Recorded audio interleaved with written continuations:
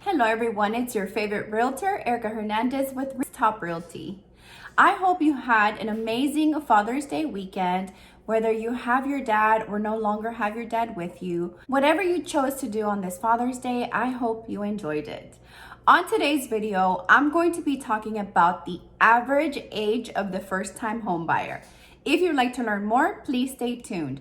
Don't forget to follow me on all my social media at Erica Houston Realtor, Snapchat, Facebook, Instagram, LinkedIn, Twitter, and TikTok, and go to my website at www.erikahoustonrealtor.com. Okay, so on today's video, we're talking about the average age of the first-time home buyer. Number one, I'll talk about why this is the perfect age to purchase. Number two, we'll talk about how it relates to retirement. Finally, number three, why it's never too late to purchase. All right, guys, so number one, what is the average age of the first-time home buyer? The average age is around the 30s, typically 32 to 34. If you are this age, you should be preparing to purchase your new home. The reason people typically buy in their 30s normally has to do with where they are in life. Although we live in a changing world, typically 30s is when people decide to start their families.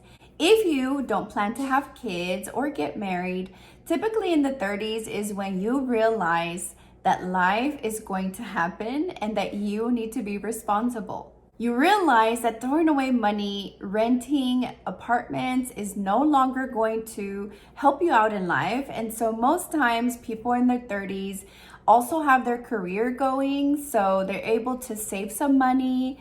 Again, enter this new chapter of life. 30s are amazing and it's the perfect time to purchase a home. Moving on to number two on how it relates to retirement. 30s is the perfect age, guys. Just simple math. If you buy in your 30s and you're planning to retire in your 60s, typically people get a 30-year mortgage. That means if you purchase when you're 32, your house will be paid off by 62. Now, in some cases, people pay more to the principal and try to pay that off sooner. But normally, if you just let the 30 years pass by, you don't give any extra payments, you will be done by the time you're in your 60s. I have seen some people retire and continue to make the last couple of payments just fine, especially because in your 60s, you're not wasting as much money as when you're young and going out and doing all kinds of things. But I do recommend that you purchase in your 30s if you're really planning to retire in your 60s.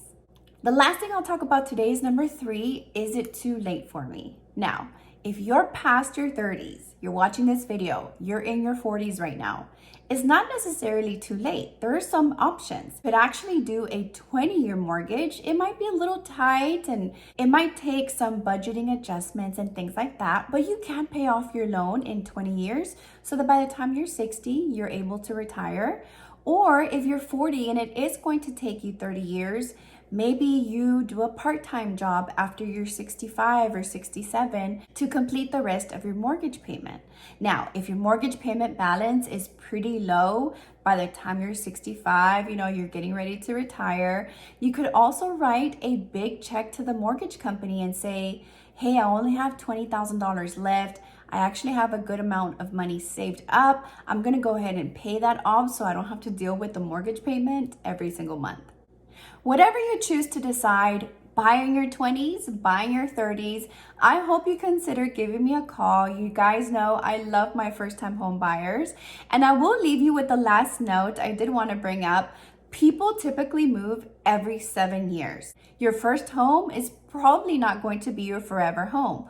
Although many of my buyers do say, I'm gonna keep looking until I find my forever home. Typically, I tell people to not be so hard on yourself. Your first home is probably not going to be your forever home. You could just live in it in a couple of years and then move on to bigger and better things. So don't be so hard on yourself when you're shopping. Like I said, people move every 7 years because there's just a lot of things that happen in life. You move work, or your kids are gone, or you get into another relationship and you want to live with that person. So many things happen in our life that it's easy to understand why people typically move every 7 years. All right, guys, I do appreciate the time you have taken to watch this video. If you liked it, consider hitting the like button, subscribe to this channel, hit the notification bell so you don't miss any videos, and I can't wait to see you guys next week.